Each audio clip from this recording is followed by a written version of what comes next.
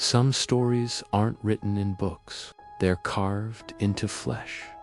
In the autumn of 1823, a missing woman stumbled out of the Ohio woods, naked, broken, marked with patterns no doctor could explain.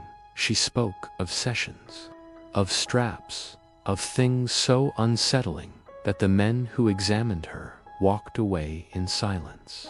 Tonight we're bringing her truth back into the light. In the fall of 1823, deep in the shadowy forests of southeastern Ohio, hunters stumbled across something that would haunt them for the rest of their lives. A young woman barely clothed, her skin carved with strange geometric scars, was wandering aimlessly through the trees. Her name was Margaret Hayes. She was only 22, and she had been missing for 3 long months. But here's the chilling part. Margaret wasn't making sense. Her words came out in fragments. She kept muttering about the sessions, and a chair with leather straps. 3 doctors examined her. All 3 walked away. They refused to continue her treatment. The county magistrate sealed the official records, burying the truth for nearly 2 centuries. And one doctor, Edmund Cartwright, was so disturbed by what he found, he burned every note he had and left Ohio forever. So what was done to Margaret Hayes? Tonight, we're pulling back the curtain on a story that exposes the darkest side of early American medicine, where ambition crossed the line into cruelty. But before we dive into Margaret's case and the horrific discoveries that broke 3 physicians, do me a favor, hit that subscribe button if you're brave enough to hear the stories history tried to bury. Leave a comment with the state you're watching from. Let's build a community of people unafraid of the truth, no matter how dark it gets.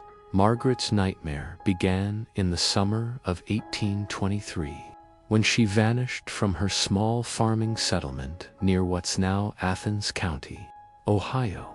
Back then, the frontier was a harsh place, half wilderness, half civilization, where survival left little room for comfort.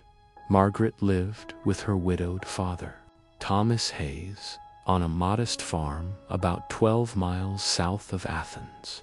Locals called the area Millfield, a small settlement of 40 families, many of them fresh from Pennsylvania and Virginia. She wasn't just another farmer's daughter.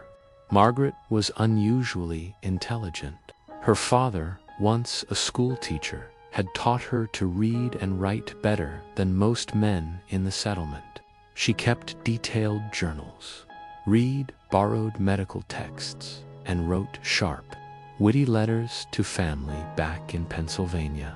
Their farm stood alone, with only one neighbor close by, the Brennan family, Irish immigrants who'd arrived just 2 years earlier. The isolation was typical of frontier life, but it also meant when disaster struck, help came far too late. The settlement's only doctor was Samuel Hardwell, a 50-year-old physician who'd trained in Philadelphia before heading west. He was known for keeping meticulous patient notes. He'd treated Margaret before: a broken wrist, a brutal fever, and small illnesses. To him, she had always seemed healthy, intelligent, and strong. But the summer of 1823 was cruel. Thomas injured his back during planting season, leaving Margaret to shoulder most of the farm work. She managed well, but neighbors noticed something. She looked tired, withdrawn. Her closest friend, Mary Brennan, said Margaret suddenly stopped visiting in late June. That was unusual. Then came the morning of July 15th. Thomas Hayes woke to find his daughter's bed empty. Her belongings were gone, including her treasured journals. No struggle, no note, nothing. Panic set in. A search party combed the forests for days. Nothing. The Ohio wilderness in 1823 was a dark labyrinth of oak, hickory, and maple where wolves roamed, and even seasoned hunters got lost. Rumors spread quickly. Some said Margaret was dragged off by wild animals. Others whispered about kidnappings. A few thought she ran away to marry. But those who knew her best dismissed that. She had no interest in courtship. She was content where she was. 3 months later, October 23rd, 1823, the morning broke cold and gray, wrapped in autumn mist. 2 hunters, James Fletcher and his teenage son Robert, were tracking deer when they heard it. At first, it sounded like an animal in pain. But as they drew closer, the sounds became human, a voice, low, broken, words repeated again and again, like a prayer or a curse, then silence. Then pleading, the hunters exchanged a glance. James Fletcher had hunted these woods for 30 years. He'd never heard anything like it. They followed the voice into a small clearing near Miller's Creek, a quiet stream feeding the Hocking River. And there they saw her, Margaret Hayes, alive, barely, and what they found would shock the entire settlement. A silent forest clearing in Ohio, autumn of 1823, and there Margaret Hayes, she was sitting cross-legged on the cold ground, completely naked. Her dark hair hung in matted ropes around her face. She rocked slowly back and forth, clutching her knees, whispering words that chilled the men who found her. The sessions must continue. The chair with leather straps. The observations are incomplete. Her voice was hers, but different, flat, robotic, almost like someone had trained her to repeat those words. Then silence. 30 long seconds. And again, the same phrases, only slightly changed. The measurements aren't precise. The copper instruments show promise. James Fletcher, a hardened veteran of the War of 1812, would later admit that this was the most disturbing sight of his entire life. And it wasn't just her nudity or her strange speech, it was her skin. Even at a distance, he could see its not the jagged, messy kind. These were perfect. Straight lines, angles, geometric shapes etched across her arms, legs, and torso. It looked less like injury and more like diagrams carved into flesh. When his teenage son Robert stepped forward, Margaret's head jerked up naturally fast. Her eyes, once bright with intelligence, seemed vacant, unfocused, as if she was staring past the world into something only she could see. Then she spoke again, faster now, louder. The doctor requires compliance. The measurements must be exact. The copper instruments must be heated to the proper temperature. The Fletchers wrapped her in a hunting coat and carried her back to the settlement. That night, Dr. Samuel Hartwell was summoned to examine her. What he discovered nearly broke him. Hartwell was no stranger to medicine. 20 years of practice.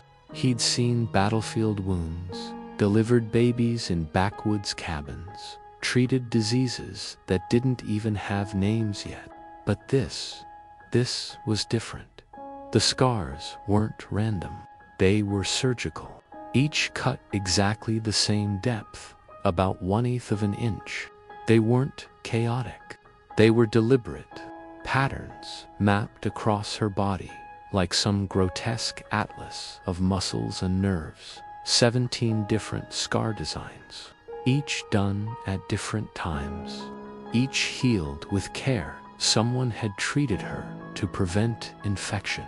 Whoever did this wasn't just skilled, they knew anatomy. They knew medicine, and they weren't experimenting blindly. And then there was her behavior.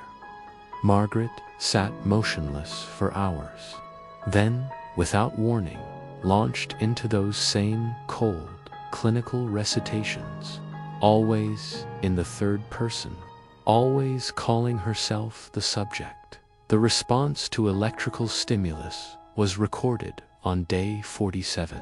Copper probes inserted at the spine. The subject displayed heightened sensitivity, and she always spoke of one person. The doctor, Hartwell, tried everything. Laudanum to calm her, gentle questions, even crude hypnotism techniques he'd once studied. Nothing worked. She'd answer if he asked about food or water. But the moment he tried to ask about her disappearance, it triggered another recital, another observation. The worst part, sometimes she'd look directly at him, call him doctor, and then she'd pose her body as if waiting for him to continue the procedures, lying on her side, tilting her head, holding out her arms. And when he did nothing, she'd grow agitated, muttering about protocols and the necessity of continuing the work. After 3 sleepless days of observation, Dr. Hartwell admitted the truth to himself. Margaret Hayes had been subjected to systematic medical experimentation, precise, prolonged, and intentional. Someone had studied her like a specimen while keeping her alive, but who and why? When Hartwell examined her scattered belongings, he found something that made his blood run cold. Margaret's missing journal, damaged by rain, pages ruined. But some entries remained at first. They were ordinary farm life, weather notes, her usual sharp observations. But then, late June, the handwriting unraveled. Words repeated, crossed out, written over again. The neat script gave way to jagged scrawls, a mind breaking, and the deeper heart well read. The more horrifying the truth became. Because whatever had happened to Margaret Hayes out there in the woods, it hadn't just scarred her body, it had rewritten her mind. And the full story was something that not even Hartwell, a man of science, was prepared to face. Margaret's journal revealed more than just fear. It revealed obsession. By late June of 1823, her entries shifted from farm life and weather, 2 medical theories and experiments. June 28th, she wrote about Dr. Hartwell's medical texts, about electricity and its potential to heal damaged nerves. She even referenced Galvani's famous experiments, the twitching frog's legs brought to life by current, and wondered if the same principle could restore human function. She mentioned studies in Philadelphia and Boston, and called them promising. July 1st. Her tone had changed. She claimed she'd been invited to observe advanced procedures, a rare chance, she said, to witness real scientific discovery. She insisted her intelligence made her suitable for important research. She wrote that her father wouldn't understand, so she wouldn't tell him. Then came her final legible entry, July 12th, just 3 days before she disappeared. The examinations are complete. I've been chosen as ideal for the advanced procedures. The doctor says pain is temporary, but knowledge is eternal. I consent freely. The sessions begin tomorrow. Reading those words, Dr. Hartwell felt his stomach twist. Margaret hadn't just been taken, she had been convinced. Someone had manipulated her into believing she was part of legitimate science. But who was this doctor? Where had these sessions been carried out? The first clue didn't come from Margaret herself, but from her belongings. Her clothing recovered near the clearing held a secret literally stitched into the lining, a small slip of paper, a fragment of a letter. It wasn't Margaret's handwriting. It wasn't anyone Hartwell recognized. And the words, they were cold, clinical instructions. Subject must be secured with leather restraints during application of current. Copper probes inserted no deeper than 1/4 inch to prevent permanent nerve damage. Duration not to exceed 30 minutes. Subject must recover between sessions. The detachment was horrifying. But what struck Hartwell most wasn't just the content, it was the paper itself. High-quality stationery, fine ink, the kind used by wealthy professionals in cities, not by settlers in the Ohio backwoods. Whoever wrote it wasn't just educated, they had money, influence, resources. Hartwell began asking quiet questions. He wanted to know, had anyone seen Margaret during those 3 months? Had any traveling physicians passed through? Any strangers? Mostly, he got shrugs, silence. But then one detail surfaced. Samuel Brennan, Margaret's closest neighbor, mentioned something strange. For weeks that summer, he'd noticed lights glowing in the old Westfield property, always in the same upstairs window, always around 10 o'clock at night. The lights stopped in early October. Right before Margaret was found, the Westfield place had been abandoned since 1821, after its wealthy owner died of fever. It was a large, well-built, homestead glass windows, a stone chimney, more comfortable than most frontier cabins. But now it was empty, or so everyone thought. Hartwell knew what he had to do. On October 30th, 1823, he rode north to investigate. The farmstead was tucked deep in a natural hollow, surrounded by hills, hidden from the road, perfectly secluded. The kind of place where anything could happen unseen. When Hartwell approached, he noticed something right away. The front door, which should have been barred, was slightly open. Its hinges had been recently oiled. The house creaked with silence, but it wasn't the silence of abandonment. Inside, the floor had been swept. The faint smell of lamp oil still lingered. Someone had been here recently. And then he stepped into the back room. What he saw froze him in place. The space had been transformed into a crude medical laboratory. At its center ran an enormous wooden table. Its surface was stained dark, and leather restraints had been bolted down at the wrists, ankles, waist. Even the neck. The straps were frayed and stretched, as if someone had fought desperately against them. Along the walls, neat rows of instruments gleamed. Surgical knives of all sizes, sharpened and clean. Copper probes, connected by wires to a strange contraption of glass jars and metal plates, a primitive electrical device. A voltaic pile, the kind used in university laboratories, but never in a frontier cabin.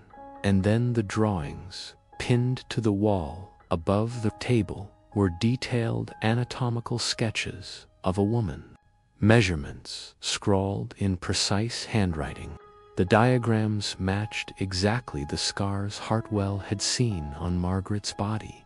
This wasn't guesswork. This was methodical, calculated, planned. And at that moment, Hartwell knew someone in their small, quiet community had been conducting experiments that belonged in a nightmare.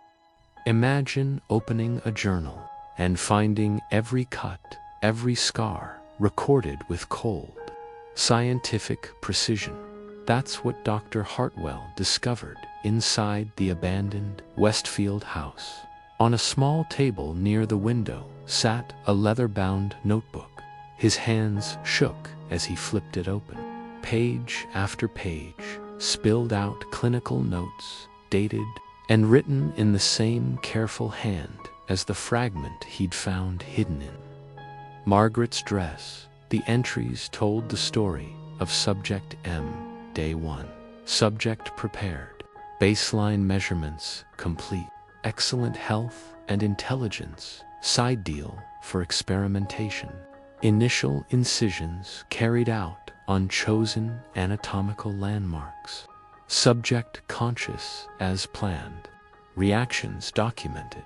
Hartwell's breath caught, but the horror only deepened as he read further.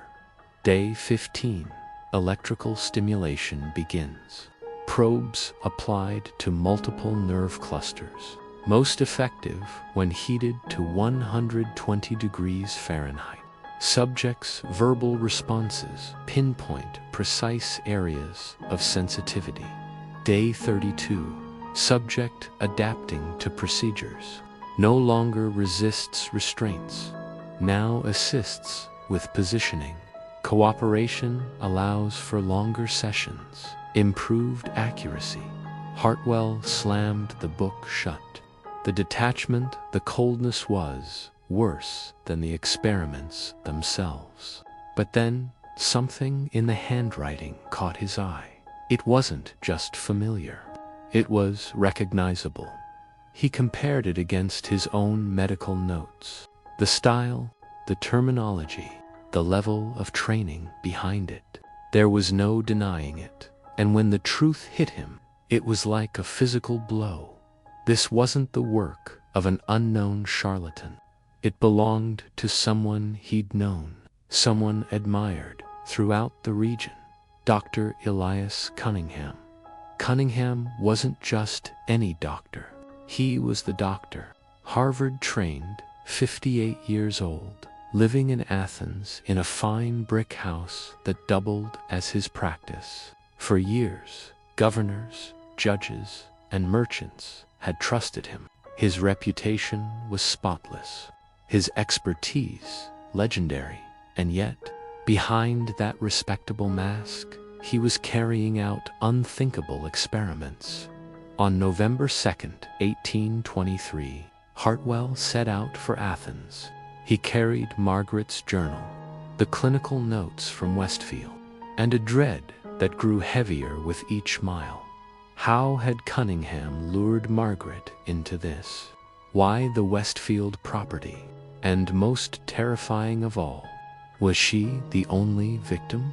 The doctor's house on Main Street looked every bit the home of a respected physician. Tall brick walls, heavy curtains, polished brass nameplate. Dr. E. Cunningham, M.D., Harvard Medical College. Hartwell had visited before, but this time he felt as though he was stepping into the lair of something monstrous. Inside the study, surrounded by shelves of medical texts and jars of preserved organs, Hartwell placed the damning evidence on Cunningham's desk, Margaret's journal, the clinical records, and waited. Cunningham glanced at the papers with calm, icy detachment. No denial, no outrage. I wondered when someone would uncover the Westfield facility, he said, almost casually. I had hoped to finish my current series before moving elsewhere. Hartwell's chest tightened. Current series? My God, Cunningham. Are you saying there are more? Cunningham didn't flinch.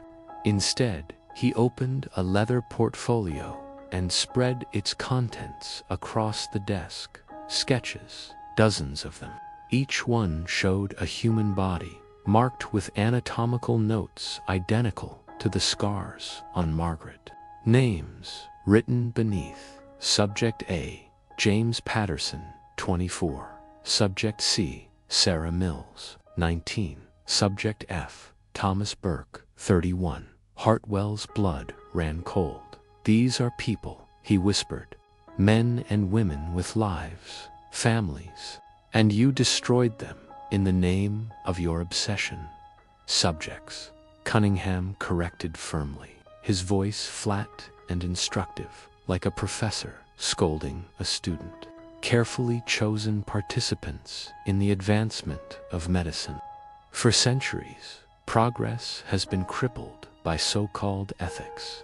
I've broken those chains. Hartwell could hardly breathe. The man once celebrated as a healer had revealed himself as something far darker, scientist who had traded away his humanity for ambition. And the most horrifying thought of all, Margaret Hayes was only one of many.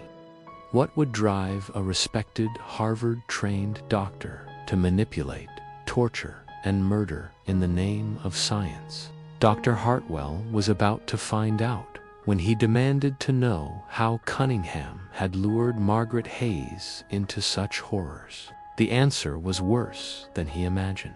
Cunningham calmly explained that he had a methodical way of finding his subjects. He'd travel to remote frontier settlements, offering care to those desperate for a physician. But secretly, he was scouting, looking for people who were smart, healthy, and most importantly isolated. And Margaret, she was perfect. He opened a file with her name, notes written in that same precise, clinical hand, highly intelligent, eager to learn, living only with her father on a remote farm, vulnerable yet curious. He admitted he'd slowly groomed her. During visits to treat her father's injury, he'd brought her medical texts, praised her intellect, encouraged her questions. He made her feel special, chosen. Then came the trap. He showed her forged letters from physicians in Boston and Philadelphia, endorsements from prestigious institutions claiming his work was groundbreaking. He told her secrecy was essential, that small-town minds wouldn't understand.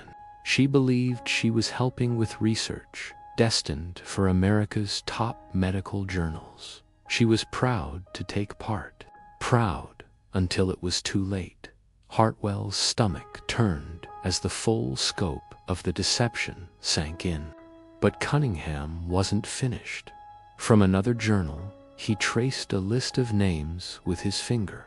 Margaret Hayes wasn't the first. She was subject G, the seventh in his series. The others, 6 men and women who hadn't survived the advanced procedures. Cunningham spoke of their deaths as though they were minor setbacks, data points, nothing more. Where are they? Hartwell asked, barely able to form the words. Disposed of, Cunningham replied coldly. The forests, the ravines, abandoned their remains serve no further purpose. That was it. Hartwell snapped to his feet, his chair scraping across the floor. Your research ends here, Cunningham. I have evidence and I'll take it to the state attorney general. You will face justice. For the first time, Cunningham's mask slipped. His eyes hardened, his voice dropping to something dark and threatening. You'll do nothing, he hissed, striding to a cabinet and retrieving a surgical knife. I've built influence across this region. Judges, prosecutors, merchants. Who do you think they'll believe? A Harvard physician with decades of respect, or a backwoods doctor parroting the ramblings of a disturbed young woman? He stepped forward, knife glinting in the lamplight. Margaret Hayes was found insane, wandering the forest. Any scars? Self-inflicted. There's no proof. There never will be. But Hartwell was ready. He'd suspected Cunningham might try to silence him. Before coming to Athens, he'd hidden copies of the evidence across Millfield, along with letters addressed to the governor, the attorney general, even newspaper editors. If he didn't return, those packages would be delivered. Try it, Hartwell said, backing toward the door, his eyes locked on the blade. If I vanish, the truth will spread further than you could ever stop. For the first time, Cunningham faltered. His confidence cracked. "You're bluffing," he muttered. But the tremor in his voice betrayed him. Hartwell shot back. That hesitation didn't last. Cunningham lunged. The room erupted into chaos. Papers flying, chairs crashing, medical instruments clattering to the floor. Hartwell, though older, still had the instincts of a former military surgeon. He dodged the first thrust. Adrenaline surging as fury and desperation fueled his strength. The two men grappled, locked in a brutal struggle. Cunningham's age slowed him, but his desperation made him dangerous. Hartwell fought with everything he had left. Then, in one terrible instant, Cunningham slipped. He fell backward onto his own desk. The knife turned in his hand, driving deep into his chest. Dr. Hartwell staggered back, frozen, as the great Dr. Elias Cunningham gasped for air. His pale eyes widened, then dimmed, until they were still. The man once hailed as a pioneer, the man who had sacrificed, lives in the name of science, lay dead by his own blade. The man who had tortured and killed at least 7 innocent people didn't die screaming or begging for mercy. No, his last words were nothing more than a cold complaint that his important research had been interrupted. But once Cunningham was gone, Dr. Hartwell faced a decision that would weigh on him for the rest of his life. Should he tell the truth? That he killed Cunningham in self-defense while confronting him about Margaret Hayes and the 6 others who never survived. If he did, the whole horrifying truth would spill out. Margaret would be dragged back into the spotlight, forced to relive her torment, and worse trust in doctors, already fragile in Frontier, Ohio, might shatter completely. So Hartwell made another choice, a darker one. He staged the scene to look like an accident, Cunningham dying during one of his own medical experiments. And because Cunningham was a respected figure, nobody asked questions. Sheriff Robert Mason took Hartwell's word, filed the report, and that was the end of it, or so the world believed. What followed was a frantic effort to erase every trace of Cunningham's crimes. Hartwell burned journals, sketches, and experiment notes. His strange electrical machines were torn apart and scattered in county dumps. Surgical instruments tossed into the black waters of the Hocking River.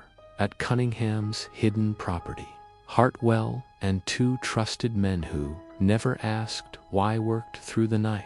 The lab was stripped bare, the restraints chopped and burned, the rooms scrubbed clean until nothing remained. But there was one piece of evidence Hartwell could never erase.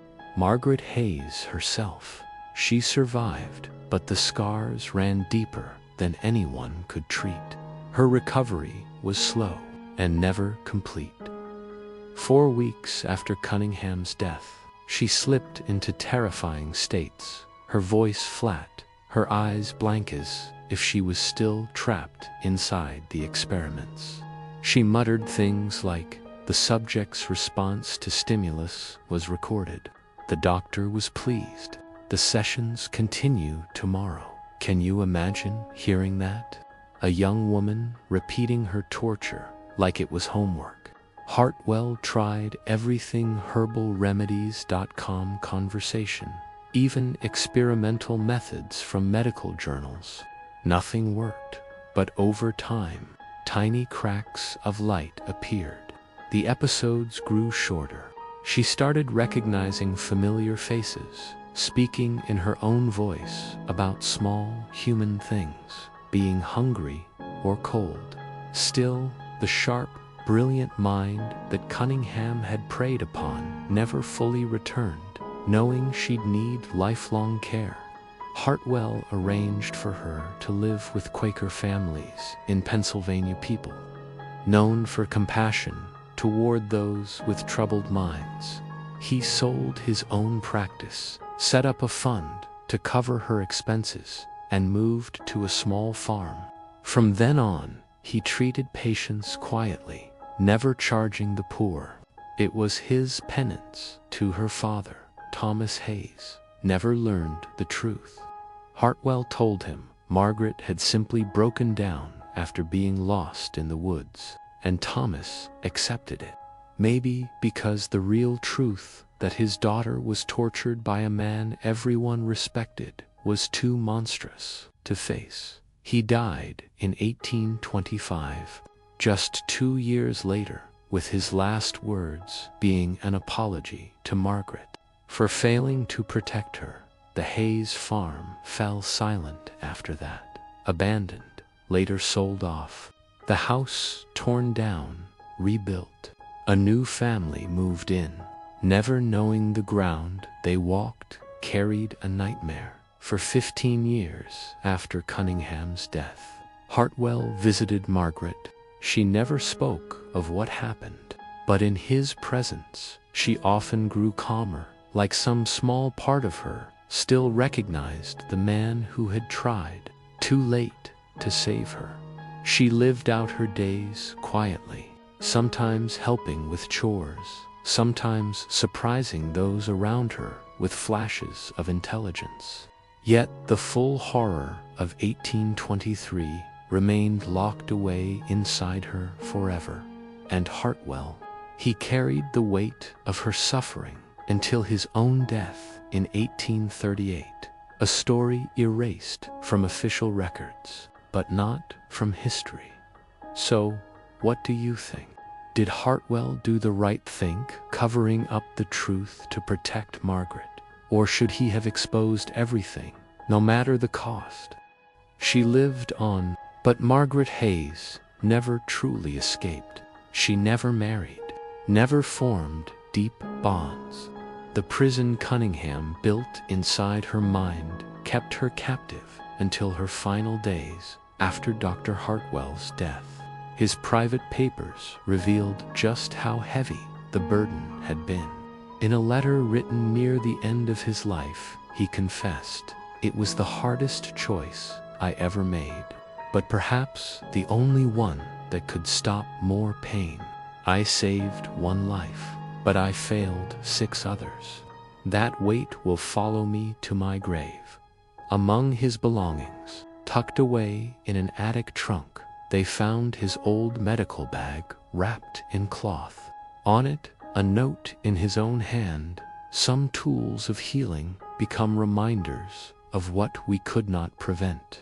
May those who find these understand that medicine is a sacred trust, one that must never be betrayed." The truth was never simple. The 3 doctors, Hartwell, Marcus, Webb of Athens, and Joseph Sterling of Lancaster, knew Margaret's condition wasn't madness, it was torture.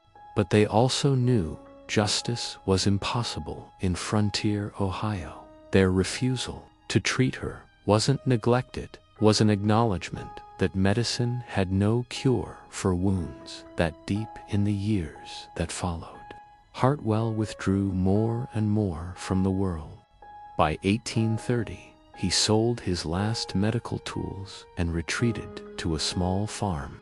Neighbors described him as a kind man, but a haunted one, someone who helped in emergencies, yet carried an invisible sorrow he never spoke of. For almost 2 centuries, the story stayed buried, the record sealed, the truth locked away. It wasn't until the 1990s, when courthouse files were digitized, that a strange entry appeared: Hartwell's sealed report on unusual medical circumstances. That discovery cracked the case open just enough to glimpse the horror, but not enough to answer every question. No human remains were ever found on Cunningham's land. Whatever he did to his victims, he erased the evidence with chilling precision. Margaret lived quietly until 1847, cared for by a Quaker family outside Philadelphia. She died at just 46. Her gravestone, carrying only her name and dates, no mention of the ordeal that defined her life. Her story is one of the darkest shadows in American medical history. It's a reminder of how isolation, secrecy, and misplaced trust can create openings for true evil. And perhaps the most unsettling thought of all, Margaret Hayes may not have been the only one. Think about it. Early 19th century America was vast, remote, and lawless in many places. How many other voices were silenced? How many victims disappeared into the forests, their suffering known only to their tormentors? Even today, the official files remain sealed, accessible only to a handful of researchers. The journals Hartwell claimed to have copied, never found. The letter he wrote to the state attorney general, never sent. The silence of history is almost as chilling as the crimes themselves. And that's the terrifying lesson. Sometimes the greatest monsters aren't strangers lurking in the dark. They're the people society trusts most, the healers, the respected, the ones sworn to do no harm. So I'll leave you with this question. Do you think we've heard the whole truth of Margaret Hayes? Or are there other names, other victims, lost forever to the frontier? If this story left you unsettled, don't let it vanish into silence. Like, share, and subscribe to Echoes of the Past, because there are more forgotten mysteries waiting to be uncovered. And trust me, the next one might be even darker.